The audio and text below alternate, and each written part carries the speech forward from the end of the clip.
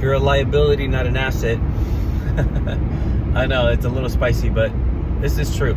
If you have a lifestyle where you carry your gun every day, right? And you don't dry fire ever, you don't get draws before you leave your house with the sweatshirt gear you're wearing that day. You don't get any dry fire in, even 10 to 15 minutes a couple times a week. And you don't live fire at least once a month. You're a liability. If you're a law enforcement officer and you only shoot once a quarter for your qualifications, you are a liability with your gun. That's rough. I understand it. It'll upset some people, but it's just the truth. People are relying on you to not only help yourself, but help others. And you only shoot maybe quarterly, maybe biannually or whatever. You're a liability. So how much ammo? If you're like a carry guy, not a law enforcement person, at minimum 100 rounds a month of live fire, 2 days a week of dry fire, 10 minutes at a time, and draws before you leave the house, just to sort out what it is that you're wearing, and if you can draw like you're supposed to, right? Law enforcement guys, I mean, a minimum of 200 to 300 rounds a month, minimum. I would split that up into 2 sessions as a minimum. Every 2 weeks, 100, 150 rounds, something like that, from your duty gear, or whatever it is that you wear on the job. And of course, if you carry, then you have that other responsibility if you carry off duty. But if you're not doing those minimums, like a little bit of dry fire, some draws, and some live fire monthly, you're not an asset. You're the person I'm worried about.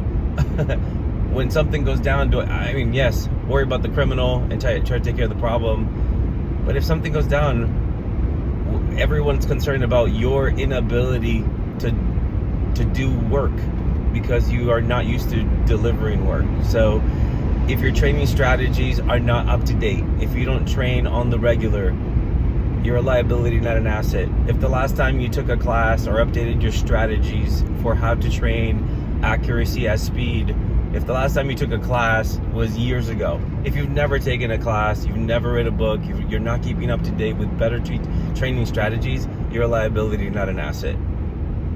If you think that dry fire is racking the slide and pressing the trigger and not letting the 9mm case fall off your front sight, you're a liability, not an asset. So let's start doing work. Invest in your ability so that you can be better prepared. Be better prepared for yourself, be better prepared for your family, be better prepared for everybody that's going to be at that event. Now, hopefully, you never have to find out. Everything is awesome. Life is great. But why are you carrying a gun if you can't do work? And if it is your job, there's a whole other side of my life with executive protection people and personal protection people. And man, those guys talk a big game a lot, and they're just talking like, yeah, I've been doing all these gigs, I'm traveling with these people, and I conceal carry and whatever. I'm like, great. How often do you dry fire? How often do you do work? How often do you live fire? Are you updating yourself? Are you updating your training strategies? Or are you stuck in 1995 and that is your training strategy? Because I'm telling you, the training industry has changed a whole lot over time, especially in the last 5 or 10 years. There's better information, there's better instruction, there's better ways, more efficient ways to do things. And if you're not updating yourself, updating your training in a way that it makes more sense, where we're actually training to shoot accuracy at speed, you are stuck in forever ago. And that needs to change. You need to do something about that. If you're an instructor and you're not updating yourself, God, man, I just watched an instructor go to a USPSA match. I was watching a video of that. An instructor, supposedly, I don't know how good this is, obviously clearly not very good, but I don't know how seasoned this instructor is. Probably not very good at that either. But man, was talking a big game, went to a USPSA match, muzzled everybody on the stage. I mean, just at the end of the stage, turned around, gun was muzzling everybody.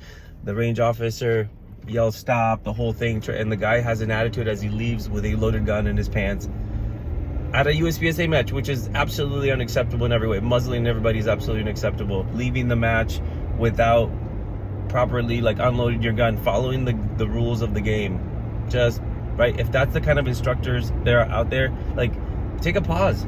I'm not saying we shouldn't have more instructors. I think we should have a ton. There's millions of people with guns that need training. But you got to update yourself. Instructor or not, you got to update yourself. I understand this is a little bit of a rant, but there's just too much available now that's good that people are not investing in. There's plenty of good information out there. There's plenty of good strategies. There aren't a lot of instructors that actually know how to teach that stuff because they don't update themselves. They just hear something on the internet and they go, oh yeah, I know how to teach that. No, you don't. Or they'll go to a class where somebody taught something and then it's like, yeah, I'm good at that. No, you're not. You actually have to go train. Like what I'm doing, I'm about to go live fire for a couple hours with another savage shooter and we're gonna get better, right? We're gonna actually act upon the training strategies that are good and relevant these days for pistol and for rifles on other days. So 2 to 3 days a week for me, it's training so that I can be better at what I do and I can be better at transfer information because I actually train and I'm not teaching people stuff that I barely know things on. I'm teaching people stuff that I have tried and trained on so that I can intelligently speak on them. And the things that I don't have business to speak on, I leave them alone. So there are strategies that are good. Please look for people that understand more current strategies, how to train better, how to develop yourself, and then do those things. A book alone isn't going to do it. One instructor alone probably isn't going to do it. But there are ways. YouTube's got a bunch of really great information. It's all free. Like just sort it out, and then get after it. I'm about to get to the range. I'm about to get some work in. I wanted to leave a video out on the internet to just kind of discuss that very fact that people are a liability, not an asset, and they don't even know it or they don't want to recognize it because it's a lot easier not to do work and feel like you can do stuff. And the truth is, if you can't do it under time pressure, under social pressure, in front of people, at a match or whatever, you really can't do it.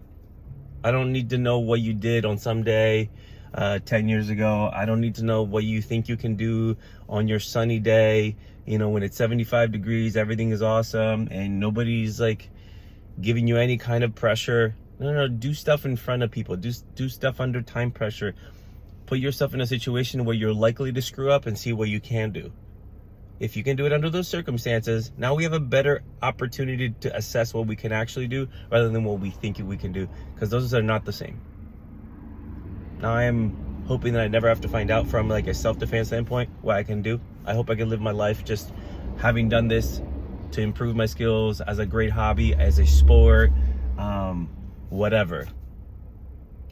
But man, like I am training because self-defense is important to me, because I want to make sure I have a chance if something goes down to go home and to make sure that my family goes home. And if it never happens, wonderful. Then I will have had a great time being the very best that I can be, training to the best of my ability to develop myself to the best that I can be. And then, I'll play the sport and have a great time and teach some people how to do similar things. But man, like self-defense is a thing.